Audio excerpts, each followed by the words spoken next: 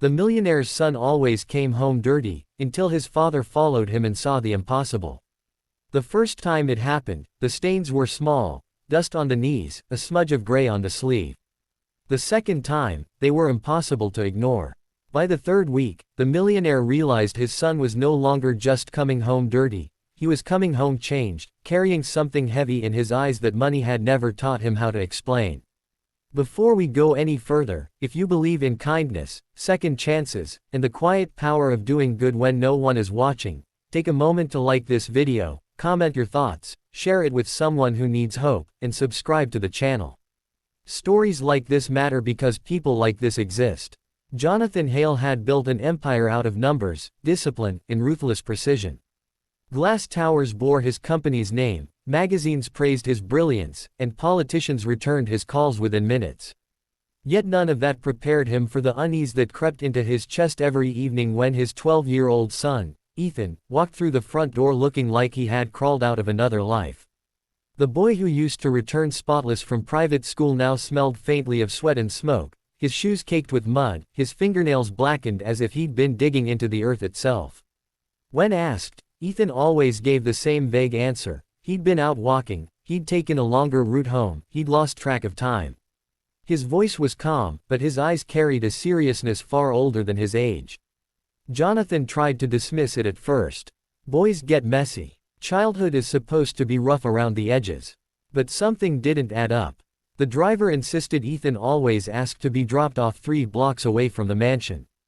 The housekeeper found small cuts on his hands. Once, Jonathan noticed his son scrubbing his arms raw in the bathroom, as if trying to wash away more than dirt. There was secrecy in Ethan now, a quiet resolve that unsettled a man used to knowing everything. The breaking point came on a rainy Thursday evening when Ethan returned soaked, limping slightly, his backpack heavier than usual. Mud streaked his pants, and a faint bruise darkened his wrist. Jonathan felt a surge of anger, not at his son, but at the invisible world that seemed to be pulling him away. That night, long after the house fell silent, Jonathan made a decision he never thought he would. He would follow his son. Not as a CEO tracking competition, but as a father desperate to understand his child. The next afternoon, Jonathan left his meetings early and parked his car discreetly near the school gates. From a distance, he watched Ethan laugh with classmates, looking like any other privileged boy.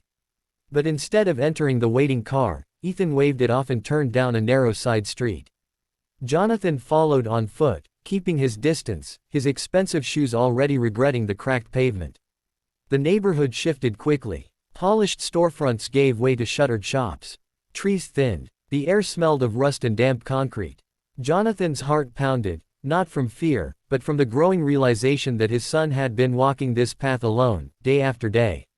Ethan stopped at a broken chain-link fence near an abandoned lot. He slipped through a gap and disappeared inside. Jonathan hesitated, then followed, ducking under the metal, tearing his coat without noticing. What he saw on the other side stopped him cold. The lot was no longer abandoned. It was alive. Makeshift shelters lined the edges, built from tarps and wood. A small fire burned in a barrel. Children, real children, younger than Ethan, ran barefoot across the dirt. An elderly man coughed weakly near a shopping cart piled with blankets. And in the center of it all was Ethan, already kneeling beside a woman whose hands shook as she tried to pour water into cracked cups. Jonathan watched, frozen, as his son moved with purpose. Ethan helped distribute food from his backpack, sandwiches wrapped carefully, fruit, small bottles of water. He listened as people spoke to him, really listened, nodding, offering comfort with a seriousness Jonathan had never seen in any boardroom. When a boy tripped and scraped his knee, Ethan cleaned the wound with practiced care. When an old man struggled to stand, Ethan braced him with both arms, his small frame straining but unyielding. Jonathan's breath caught. This was impossible. His son, who had never known hunger or cold, was at home here. Not as a visitor, not as a savior, but as someone who belonged.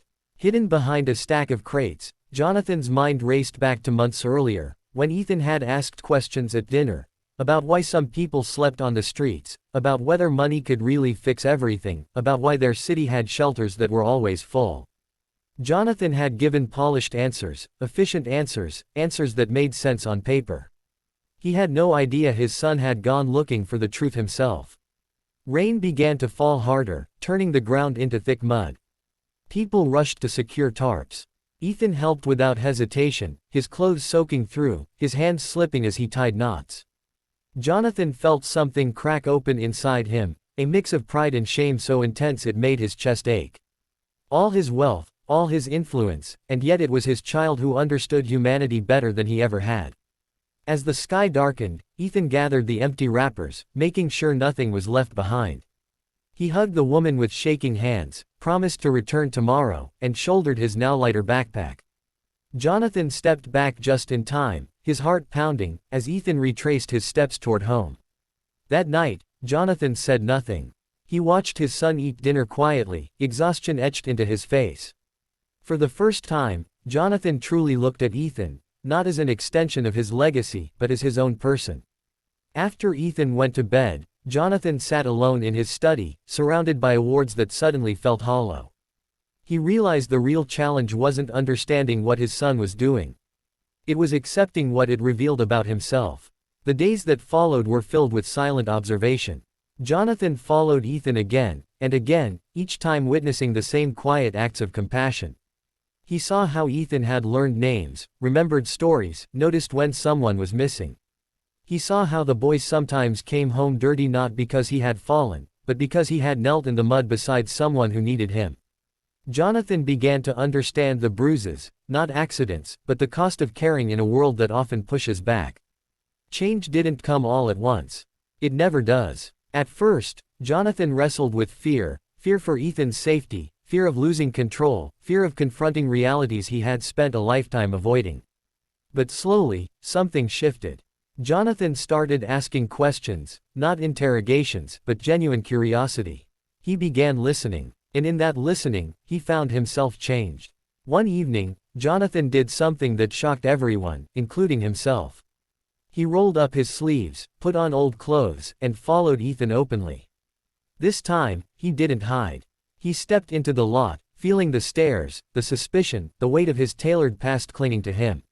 Ethan froze when he saw his father, fear flashing across his face. But Jonathan didn't speak. He simply knelt down and helped rebuild a collapsed shelter, his hands blistering, his back aching, his heart finally awake. From that day on, things were never the same. Jonathan didn't just donate money, he showed up. He used his influence to open shelters, to fund programs that treated people with dignity instead of pity. But more importantly, he let his son lead. He learned that true leadership wasn't about commanding from above, but about standing shoulder to shoulder in the dirt. Ethan still came home dirty. But now, Jonathan understood that those stains weren't marks of neglect, they were badges of humanity.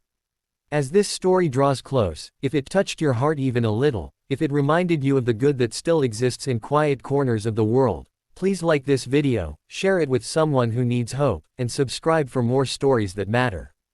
And before the ending, we have a special request. Comment below with the words, "Kindness still lives," if you believe one small act can change everything. Years later, when Jonathan looked back on his greatest achievement, it wasn't a company or a fortune.